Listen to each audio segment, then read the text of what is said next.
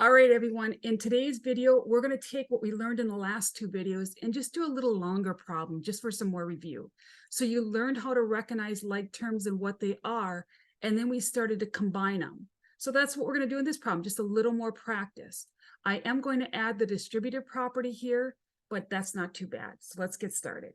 All right, you know what I like to do first is read the problem. So I have 3 times the quantity, 2x raised to the 7 minus 5x raised to the 5th, plus that's a 1x. So if you want to put a 1 there, you can do that so that you don't forget that it's there. And there's no exponent, so the exponent's considered a 1, minus 1, plus the quantity, 4x to the 7th minus 9x raised to the 5th, plus 12x raised to the 4th minus 1x raised to the 1, plus 2, plus 8 times the quantity, negative 2x raised to the 5th, minus 7x raised to the 2nd, minus 2x raised to the 1, plus 3.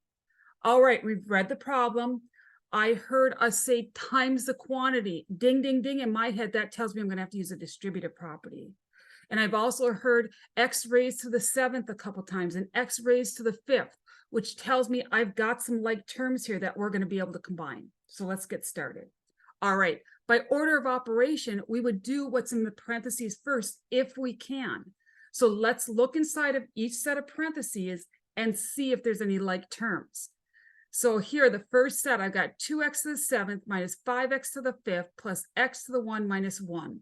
They're all raised to different powers, so no, there's no like terms there. So I can't combine anything inside the parentheses.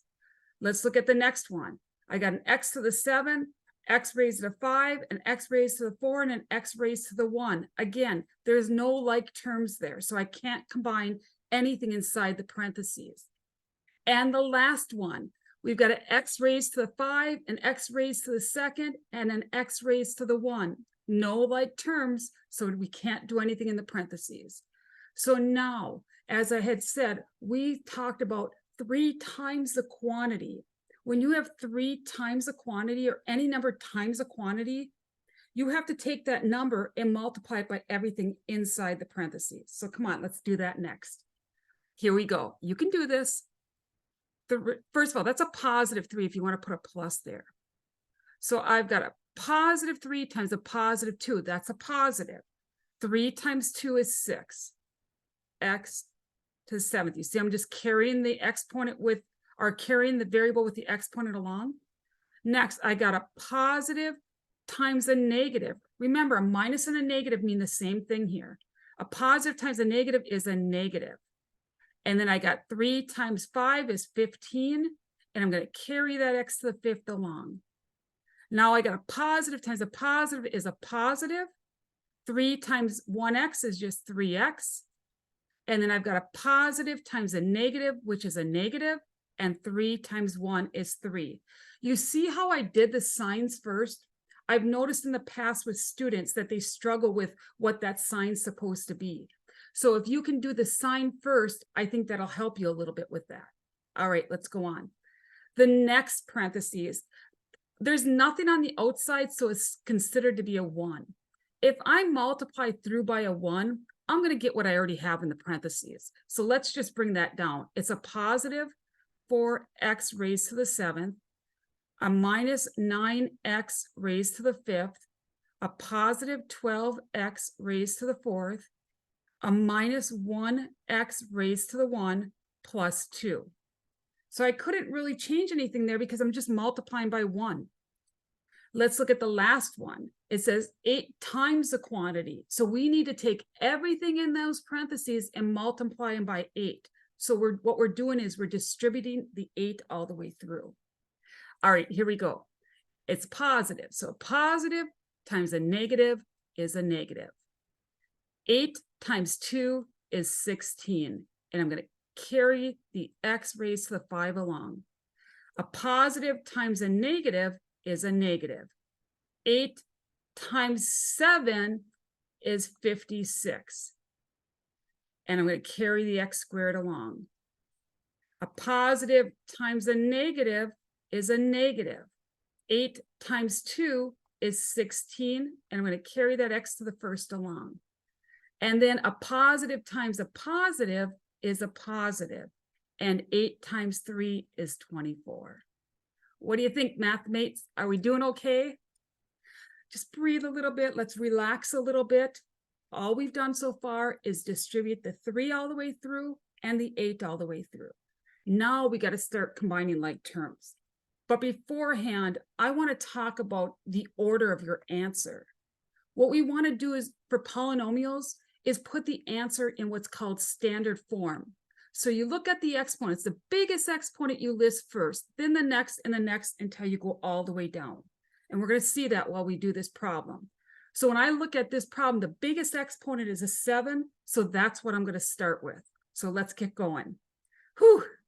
All right, I'm going to change my color here. And we're going to look for all the x to the 7th. So I've got a positive 6x to the 7th. I've got a positive 4x to the 7th. Do I have any other x to the 7th? I don't see any. So these are like terms. I got a positive 6 and a positive 4. That makes 10. And we're going to carry along the x raised to the 7. Are we okay there? So I'm just combining like terms, starting with the biggest exponent. Imagine as a teacher, if everybody put their answers in different orders. Can you imagine how long that would take to grade? So I'm sure your teachers would appreciate it if all your answers were in standard form too. I know I would. And I actually have my students do that. All right, let's go on. So now we've taken care of the x to the 7th. So let's look, are there any raised to the 6th? No. So the next biggest number is 5. So I'm going to circle all the ones raised to the 5th. You see how I circle the sign in front of it also? Make sure you do that. Here I go. Here's another x to the 5th. And I got another x to the 5th. Ooh, we got some big numbers here. All right. Now, they're all negative. Because they're all negative, I know my sign's going to be negative. I got 15 negatives and 9 negatives. That gives me 24 negatives. And then I've got another 16 negatives. So I've got put 24 there. That brings me up to 40 negatives. So I got 40 x to the 5th. We okay, math mates? You see what I did there? Whew, I'm sweating. All right, let's go on. So now we've got the x to the 5th done. So where are we going next? The next lowest would be 4. Do we have any 4s? Let's take a look. I've got a 4 right here, an x to the 4. Any more? That's the only one I see. So we're just going to bring that one down. A positive 12x to the 4th. And that takes care of that one. If you want to cross them off as you're going along so it doesn't look like so much, do that. It might help you so you don't forget something.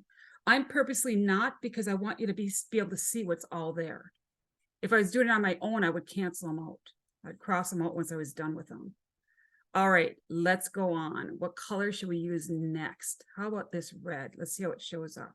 All right, we've done 4. Now, do we have any exponents of 3? I don't see any. So now we've got to go to 2. 2, 2, 2. That's a 1. 2, 2, 2, 2, 2, 2. Here's a 2. This is the only 2 I see.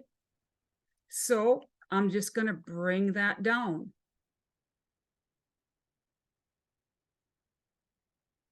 Are we good there? I don't see any other x squareds.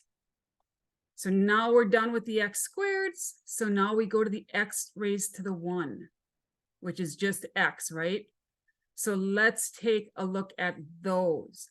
So here we got a positive 3x to the 1. We've got a negative 1x to the 1.